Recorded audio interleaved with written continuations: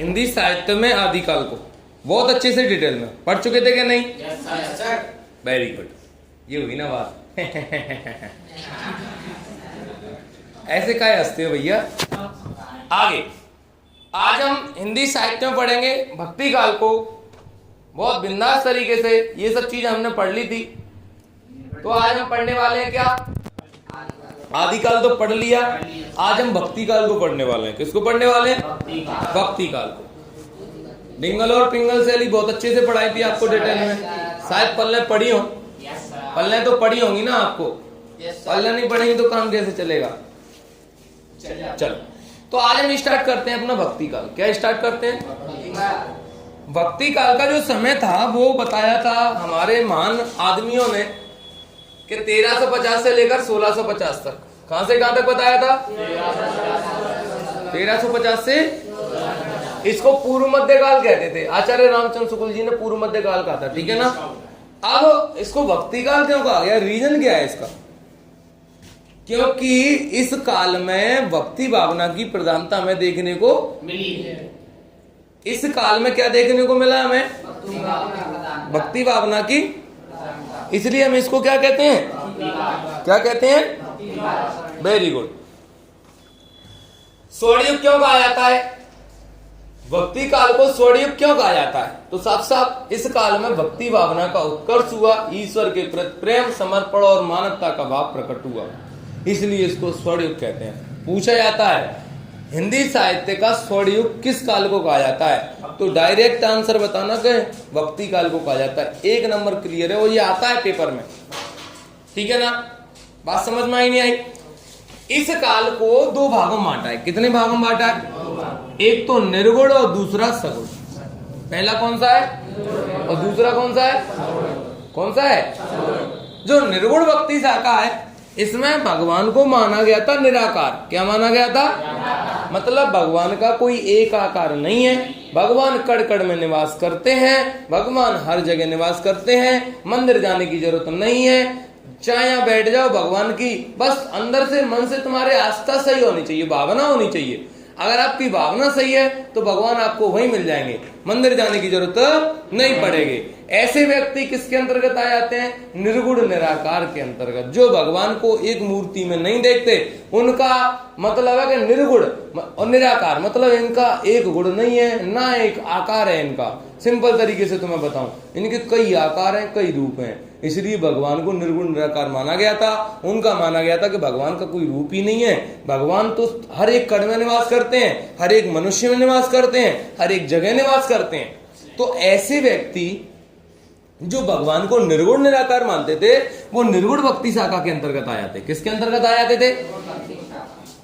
अब जो व्यक्ति ऐसे थे जो भगवान को मानते कि भगवान भाई मंदिर में निवास करते हैं, हम जैसे इंसानों जैसे ही भगवान है, हम इंसानों जैसी कैसे है? भगवान है, तो वो सगुण भक्ति के अंतर्गत आए थे, सगुण शाखा के अंतर्गत आ जाते थे। कौन सी के अंतर्गत आए थे? सगुण भक्ति धारा के अंतर्गत आ जाते थे। सगुण भक्ति धारा के अंतर्गत वह लोग आते थे जो भगवान को क्या मानते थे? साकार। साकार मतलब मूर्ति है भगवान की शकल है, भगवान शकल से पहचाने जाते हैं। बात समझ में आई नहीं आई? वो सगुण भक्ति धारा के अंतर्गत आ जाते थे। किसके अंतर्गत आ जाते थे? बात समझ में आई नहीं आई? कोई दिक्कत परेशानी? Any doubt? Any problem? No problem? Very good. तो अब हम आगे बढ़ते हैं। सगुण भक्ति धारा में भगवान कृष्ण और भगवान राम जी आ जाते हैं, ठीक है ना। जो भगवान जैसे जिनके आराध्य भगवान कृष्ण है, तो वो कृष्ण भक्ति शाखा के अंतर्गत आ जाते, और जिनके आराध्य भगवान श्री राम जी हैं तो उनके अंतर्गत वो कौन आ जाते थे? राम भक्ति शाखा के अंतर्गत आ जाते थे। बात समझे नहीं समझे? निर्गुण भक्ति शाखा बोल सकते हैं कि दो पार्ट में बटी है। कितने पार्ट में बटी है? दो। ज्ञान मार्गी और प्रेम मार्गी। ज्ञानाश्रयी शाखा भी बोलते हैं इसको, प्रेमाश्रयी शाखा भी बोलते हैं। ज्ञानाश्रयी शाखा और प्रेमाश्रयी शाखा। जो व्यक्ति भगवान को ज्ञान के रूप में प्राप्त करना चाहते थे, यानी ज्ञान अपन बुक पढ़ेंगे, पुस्तक पढ़ेंगे, वेद पढ़ेंगे तो हमें भगवान की प्राप्ति हो जाएगी, वो सब ज्ञान मार्गी शाखा के अंतर्गत आ जाते थे। किसके अंतर्गत आ जाते थे? लेकिन बहुत सारे प्राणी ऐसे थे जो भगवान को कहते थे कि भगवान तो हर कण में निवास करते हैं, चलो करते हैं हर कण में, लेकिन भगवान को अपन प्रेम करो, और प्रेम करेंगे तो भगवान हमें जरूर मिलेंगे। हमें ना तो वेद पढ़ने की जरूरत, ना पुराण पढ़ने की जरूरत, ना कुछ भी पढ़ने की जरूरत नहीं है। बात समझ में आई? बस प्रेम। ईश्वर के प्रति अपना प्रेम अटल होना चाहिए, भगवान हमें मिल जाएंगे। ऐसे प्राणी आते थे प्रेम मार्गी शाखा के अंतर्गत। किसके अंतर्गत आते थे? नहीं यही बात समझ में, कोई दिक्कत कोई परेशानी? निर्गुण के अंतर्गत दो शाखाएं तुम्हारी, ज्ञान मार्गी और प्रेम मार्गी। कितनी है? पहली का नाम, दूसरी का नाम प्रेम मार्गी। ज्ञान मार्गी शाखा के अंतर्गत कौन कौन से आते हैं? जो ज्ञान के अनुसार या ज्ञान के द्वारा ईश्वर को प्राप्त करना चाहते हैं, ज्ञान मार्गी शाखा के अंतर्गत। बात समझ में आई नहीं आई? और प्रेम मार्गी शाखा के अंतर्गत कौन आते हैं? जो भगवान ईश्वर को या अदर देन उनके जो आराध्य हैं उनको वो प्रेम के द्वारा पाना चाहते हैं, वो प्रेम मार्गी शाखा के अंतर्गत आते हैं।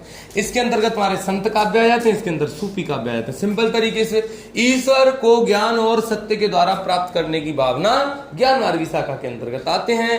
प्रेम के माध्यम से ईश्वर को प्राप्त करने का मार्ग प्रेम मार्गी शाखा के अंतर्गत आता है। इसके प्रमुख कवि हैं बेटा कबीरदास, गुरु नानक, दादू दयाल, ये सब कवि हैं, ठीक है ना। कबीरदास, गुरु नानक और दादू दयाल ये कहते थे कि भैया ज्ञान ज्ञान जिसको ज्ञान है, इनकी रचनाएं भी पढ़े आएंगे, वो भगवान की प्राप्ति कर सकता है। प्रेम मार्गी शाखा में मलिक मोहम्मद जायसी आ जाते हैं, बहुत अच्छे कवि हैं। मलिक मोहम्मद जायसी आ जाते हैं और प्रेम के माध्यम से ईश्वर को प्राप्त करना चाहते हैं। प्रमुख रचना पद्मावत है, ठीक है। अखरावट है, आखिरी कलाम है, इनकी बहुत सारी रचना है, ठीक है ना। लेकिन यहाँ मेन पद्मावत है, ठीक है ना, जो इन्होंने लिखी। सगुण भक्ति शाखा के अंतर्गत दो धाराएं आती है तुम्हारी, एक तो आती है राम भक्ति शाखा और दूसरी आती है जो भगवान राम से अनन्य प्रेम करते थे, राम भक्ति शाखा के अंतर्गत। जो कृष्ण जी से करते थे, कृष्ण भक्ति शाखा। आराध्य भगवान राम होते थे, इसमें आराध्य कृष्ण जी होते थे। बोल सकते हैं कि प्रमुख कवि तुलसीदास जी थे। इसमें कौन थे? तुलसीदास जी थे। और सबरी ने किसको झूठे वेद खिलाए थे? श्री राम जी को। तो सबरी भी हो गई इसके अंतर्गत। अदर देन और देखा जाए तो मीराबाई किसके अंतर्गत आती थी? कृष्ण। तो मीराबाई किसमें हो जाएंगी? कृष्ण भक्ति। इसमें तुम्हारे तुलसीदास जी है मेन कवि। तुलसीदास जी ने क्या हुआ, रामचरितमानस लिखी, तो ये विश्वविख्यात कवि है। बात समझ में आई नहीं आई? ऐसे तो रचना बहुत लिखी, रामचरितमानस, कवितावली, गीतावली, दोहावली, विनय पत्र का और कृष्ण गीतावली, ऐसे काफी रचनाएं लिखी तुलसीदास जी ने। लेकिन रामचरितमानस राम जी के बारे में लिखी, ठीक है ना। बात समझे नहीं समझे? कोई दिक्कत कोई परेशानी?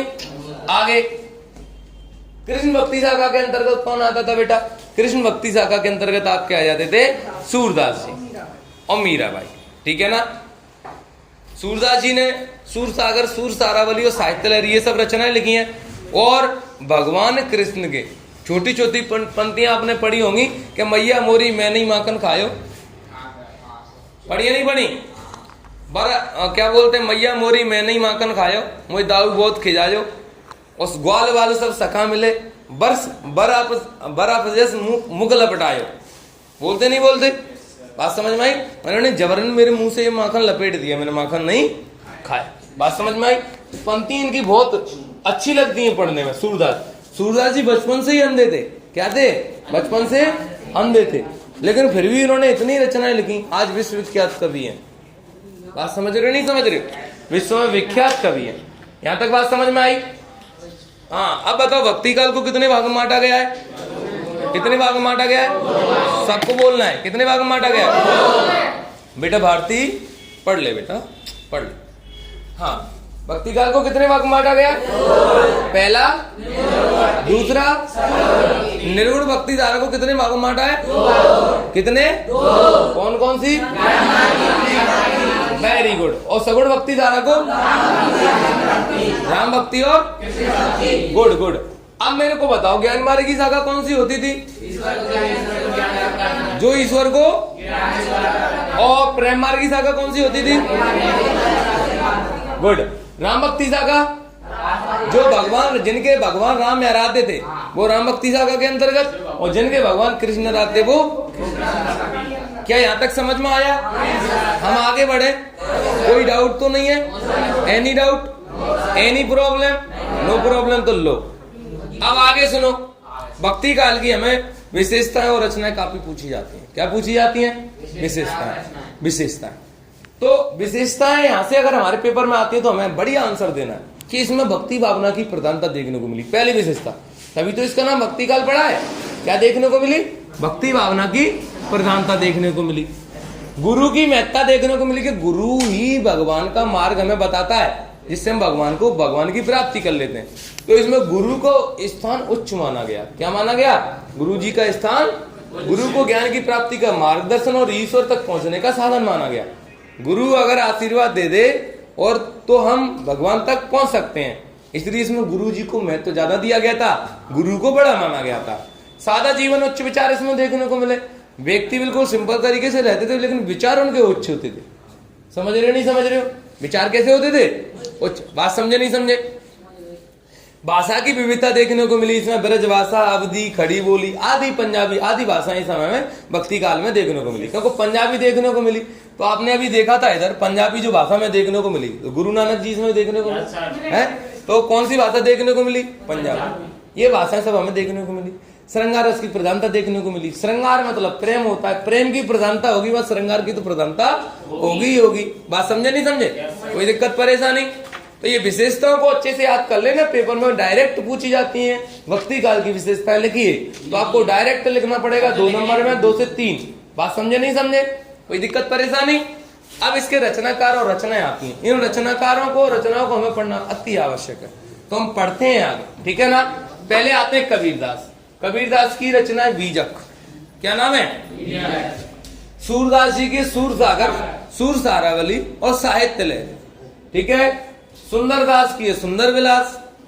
मलिक मोहम्मद जैस की पद्मावत, अखरावट और आखिरी कलाम। मंजन की है मधुमालती, आलम की है माधवा नल और नंददास की है राम पंचाध्यायी। और मेन इसमें कवि जो नहीं है वो है तुलसीदास। तुलसीदास जी की क्या है? रामचरितमानस, कवितावली, गीतावली, दोहावली और कृष्ण गीतावली, ये सब रचना है। इन्होंने अवधी और ब्रजभाषा में इनको लिखा था। बात समझ में आई नहीं आई? कोई दिक्कत परेशानी? एक बार याद कर लेना प्रमुख रचनाकार और रचनाएं। पहले कवि का नाम क्या है? क्या नाम है? कबीरदास। Very good. क्या नाम है? कबीरदास। कबीरदास जी की रचना का नाम क्या है? बीजक। क्या नाम है? बहुत बढ़िया, आग लगा देंगे दुनिया में।